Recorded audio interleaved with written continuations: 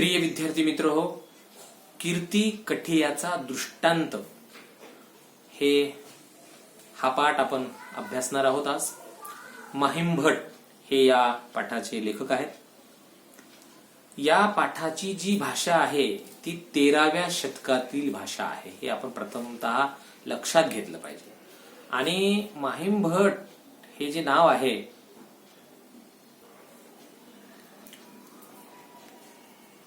हा जो पाठ आहे तो लिहिणारा जो लेखक आहे तो मराठीतील पहिले चरित्रकार म्हणून आपण लेखकांकडे बघतो. आणि महानुभाव पंथाचे प्रवर्तक म्हणूनही आपण माहीम भटाकडे बघतो. महात्मा चक्रधरांचे निष्ठावान अनुयायी म्हणूनही आपण यांच्याकडे मोठ्या आदराने बघतो. तर अशा या अतिशय महत्वपूर्ण लेखकांचा हा पाठ आहे. आणि या पाठामध्ये कोणताही जीव जो आहे तो विकारापासून वेगळा राहत नाही. त्या कोणत्याही जीवामध्ये विकार असतोच असतो. आणि हे स्पष्ट करण्यासाठी प्रस्तुत या लीळेमध्ये चक्रधर स्वामींनी कीर्ती कठियाचा दृष्टांत सांगितलेला आहे. कीर्ती कठियाचा दृष्टांत याचा अर्थ एका पुजाराचा दृष्टांत आहे, पुजाराचा दाखला आहे. दृष्टांत म्हणजे दाखला, कठियाचा म्हणजे पुजाऱ्यांचा. तर कीर्ती कठियाचा दृष्टांत, त्याची जी काही पुजाऱ्याची कीर्ती आहे त्या संबंधाची चर्चा प्रस्तुत पाठामध्ये केलेली आहे. कोणत्याही कार्याचा आणि वृत्तस्थपणाचा अहंकार बाळगणे हा सुद्धा एक प्रकारचा विकार आहे, रोग आहे. हीच गोष्ट तुम्हाला पटवून देण्याच्यासाठीचा हा खटाटोप या पाठातून करण्याचा प्रयत्न केलाय. प्रथमतः हे आपण वाचन करत करत जाऊया. डोमग्रामी गोसावियांचा ठाई उद यांचे मातीकाम होत होते. ते सी बाजत होते. तेने भक्ती जनाशी व्यापार होवेना अन भट व्यापार करू लागले. नाथोबाया म्हणतिले, नागदेया तू कैसा काही हिवसी ना. तव भट म्हणतिले, आम्ही वैरागी कायसिया हिवू. यावरी सर्वज्ञ म्हणतिले, वानरेया पोरा जीवासी वैराग्य मिरवू आवडे हाही एकू विकारूची की गा. यावरी भटी म्हणतिले, जीजी निर्विकार तो कवन. सर्वज्ञ म्हणतिले, वानरेया पोर जीव विकार वेगळाला केवळाली जालाची नाही. मातू काही वेगळा अससी हो का जी. यावरी गोसावी कीर्ती कठियाचा दृष्टांत निरूपिला. कवनी एकू कठिया असे, तो भोगस्थानाची शुश्रूषा करी, झाडी सडा समर्जन करी. ते देखुनी गावीची म्हणती, कठिये हो निक्के करीत असा, बरवे करीत असा. ते ऐकुनी दिसवडी हात हात चढवी. तयासी देवता अपुले फळ नेदी, तयासी कीर्तीचेच फळ झाले. हा जो पाठ आहे, या पाठाची जी भाषा आहे 13व्या शतकातली असल्यामुळे वाचल्याबरोबर ते आपणास कळणार नाही. परंतु मी तुम्हाला अतिशय सोप्या, साध्या आणि सहज भाषेमध्ये मी याचा अर्थ समजावून सांगणार आहे. ही एक गोष्ट आहे. गोष्ट यासाठी आहे की माणसांच्या मनामध्ये असणारा अहंकार नेस्त नाबूद झाला पाहिजे. आणि हा अहंकार आपल्याजवळ असता कामा नये. ही गोष्ट पटवून देण्यासाठीचा हा खटाटोप आहे, बाकी काही नाही. त्या गोष्ट कशी आहे बघा, की डोमग्रावी गोसावी यांच्या ठाई उद्याचे माती काम होत होते.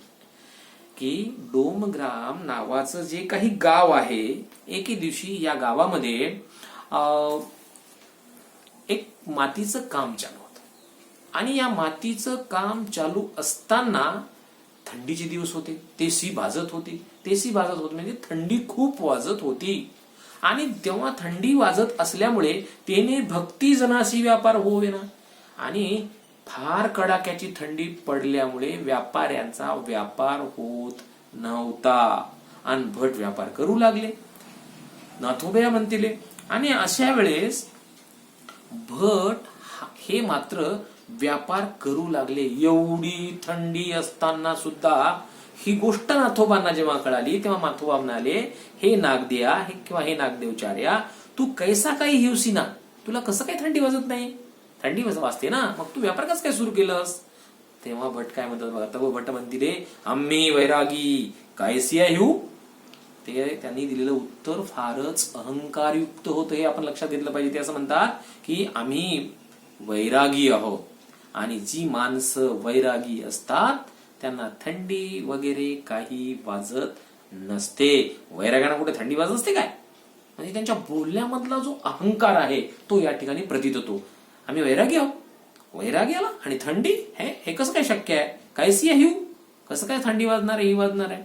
त्यावेळेस चक्रधर स्वामी किंवा सर्वज्ञ काय म्हणतात, हे फार महत्वाची गोष्ट. ते म्हणतात की हे मुला, हे वानेरिया पोरा, जीवासी वैरागी मिरू आवडे हाही एक विकारूच की का, की वैराग्य धारण केलेल्या माणसांना थंडीच वाजत नाही असं म्हणणं म्हणजे वैराग्यपणाचा अहंकार असणं हा सुद्धा माणसाच्या जवळ असणारा विकार आहे, रोग आहे. अहंकार हा सुद्धा रोग आहे असं ते सांगतोय. त्यावेळेस भट काय म्हणतील, जी निर्विकारा तो कवन. ते म्हणले ठीक आहे.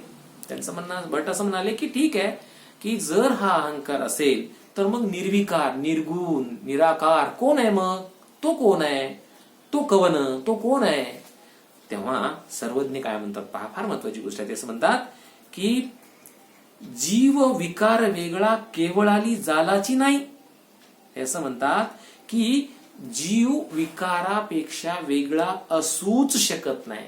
किंवा प्रत्येक जीवामध्ये, माणसांच्या मध्ये एक विकार असतो, विकार, रोग असतो आणि तो त्याच्यापेक्षा वेगळा असू शकत नाही. तो त्यामध्येच असतो. तू काय वेगळा असती? मग तू काय वेगळा आहेस का? नाही, तू तसा वेगळा नाहीस. सगळ्याच जीवामध्ये एक विकार असतो आणि तू सुद्धा एक माणूस आहेस, म्हणून तुझ्याही मध्ये सुद्धा हा विकार आहे. याचपेक्षा तू वेगळा नाहीस. मग आता भट म्हणतात, हो का जी, यावरी गोसावी कीर्ती कटियाचा दृष्टा. तेव्हा ते सगळं ऐकून घेतात आणि मग गोसावी कीर्ती कटियाचा एक दृष्टांत सांगतात. आता या व्यक्तीला आपलं म्हणणं पटवून देण्याच्यासाठी ते कीर्ती कटियाचा दृष्टांत सांगतात. म्हणजे एका पुजाऱ्याचा दृष्टांत सांगतात. यावरून ते त्यांना पटवून देऊ इच्छितात की बाबा रे, की अहंकार काय असतो आणि काय नसतो हे सांगण्याच्यासाठी एक उदाहरण देऊन सांगतात. काय उदाहरण आहे बघा, कोणती गोष्ट आहे? एक दृष्टांत देतात. काय म्हणतात, कव्हनी एकू कठिया असे. कोण्यातरी कुठेतरी एका गावामध्ये एक भक्त राहत होता. तो भोगस्थानाची शुश्रूषा करी. तो ज्या ठिकाणी राहत होता, ज्या मंदिरात राहत होता, ज्या देवस्थानात राहत होता, तिथली सेवा करत होता. काय सेवा करत होता? झाडून झुडून काढत होता, सडा समर्जन करत होता, रांगोळी टाकत होता. म्हणजे आजूबाजूचा जो परिसर आहे, ज्या ठिकाणी तो राहतो, त्या ठिकाणचा भाग तो छान ठेवत होता, स्वच्छ ठेवत होता, टिपटाप ठेवत होता. हे काम तो पुजारी करीत होता. असं केल्यामुळे ते देखुनी, ते पाहून गावीची मनिती, त्या गावातली सगळी मंडळी त्याला म्हणाली, कठी हो, निक्के करीत असा, बर्वे करीत असा. त्या गावातली सगळी माणसं गोळा झाली आणि त्या पुजाऱ्याला म्हणाली की हे पुजारी, हे बघता की तुम्ही जे काम करत आहात ते अत्यंत चांगलं काम आहे, अत्यंत बरं काम आहे, म्हणजे स्तुती करणारा आहे, योग्य आहे, चांगलं आहे. ते त्याचं कौतुक करतात. निक्के काम आहे म्हणतात आणि बर्वे काम आहे, चांगलं काम आहे असं म्हणतात. ते ऐकल्यानंतर, ते ऐकूनी दिसवडी हात चढवी. आता आपल्या सगळ्यांना हे मान्य करावं लागेल की एखाद्या व्यक्तीचं कौतुक केल्यानं त्याला दुःख होण्याचं काही कारण नाही, आनंद होईल. तशाच पद्धतीने या भक्ताला जेव्हा सगळे गावकरी मंडळी त्याची स्वच्छता, त्याची टापटीप, त्याचं हे सगळी मेहनत बघून कौतुक करू लागले आणि हे कौतुक ऐकून तो दिवसेंदिवस अधिकाधिक काम करू लागला. त्याला एक नवी ऊर्जा मिळाली. आनंदाने उल्हासित होऊन तो पुन्हा पुन्हा पुन्हा पुन्हा अधिक स्वच्छता करू लागला, छान काम करू लागला. हे साहजिक आहे, नैसर्गिक प्रवृत्ती आहे. तयासी देवता आपुले फळनिधी. एवढं सगळं होऊनही त्या मंदिरातील देव काही त्याला प्रसन्न झाला नाही किंवा त्या देवाने त्याला कुठलंच फळ दिलं नाही किंवा त्या देवाची पूजा करून त्या देवाचा परिसर स्वच्छ केल्यामुळे देव त्याच्यावर काही प्रसन्न झाला नाही, देवाने त्यांना काही दिलं नाही. म्हणजे देवाकडून या पुजाऱ्याला काहीही प्राप्त झालं नाही, कोणतंही फळ मिळालं नाही. तयाशी कीर्तीचेच फळ झाले. पण गंमत अशी झाली की त्या गावामध्ये चर्चा झाली असेल, पुन्हा गावाच्या दुसऱ्या शेजारी असणाऱ्या गावामध्ये चर्चा झाली असेल. असं करत करत करत करत करत आजूबाजूचा जो परिसर आहे, या संपूर्ण परिसरामध्ये या भक्तांची, या कठियांची खूप कौतुक केलं गेलं, स्तुती केली गेली, त्याचा गौरव केला गेला आणि म्हणून कीर्ती झाली सगळीकडे. म्हणून त्याला कीर्ती कठियाचा दृष्टांत असे म्हणतात. सगळीकडे त्याची वाहवा झाली, वाहवा झाली, वाहवा झाली. म्हणजे हे फळच, हेच फळ किंवा हे कीर्तीचंच फळ त्याला प्राप्त झालं.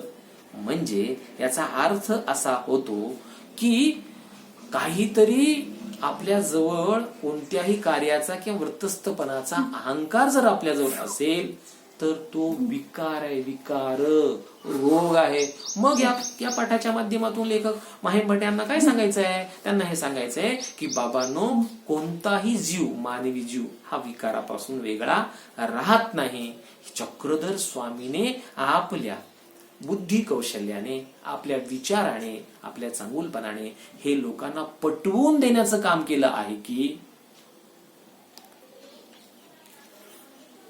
हा जो पाठ आहे, माहीम भटांनी जो पाठ आपल्याला सांगितलेला आहे, या पाठाचा मतितार्थ असा आहे किंवा लीळेतून आपल्याला हेच पटवून द्यायचं आहे की अहंकार बाळगणे हा सुद्धा विकारच आहे. अहमपणा, अहंकार हा जो प्रकार आहे तो आपण नाकारला पाहिजे आणि आपण एका शुद्ध मनाने फळाची अपेक्षा न करता आपण आपलं कार्य करण्याचा प्रयत्न केला पाहिजे. पुजारी जरी असला तरी त्यालाही लोकांनी कौतुक केल्यामुळे त्यालाही कदाचित त्यांच्याही मनामध्ये अहंकार निर्माण झाला असेल किंवा तो वारंवार ते आवडीने अजून काहीतरी करत असेल. म्हणून अहंकाराचा स्पर्श आपल्याला होऊ नये अशा पद्धतीची भावना प्रस्तुत पाठांच्या माध्यमातून सांगण्याचा प्रयत्न केलेला गेलेला आहे. अतिशय सुंदर आणि सुरेख असणारी ही गोष्ट आहे. सगळ्यांना समजली असेल अशी मी अपेक्षा करतो. थांबतो. हा पाठ या ठिकाणी संपलेला आहे. धन्यवाद.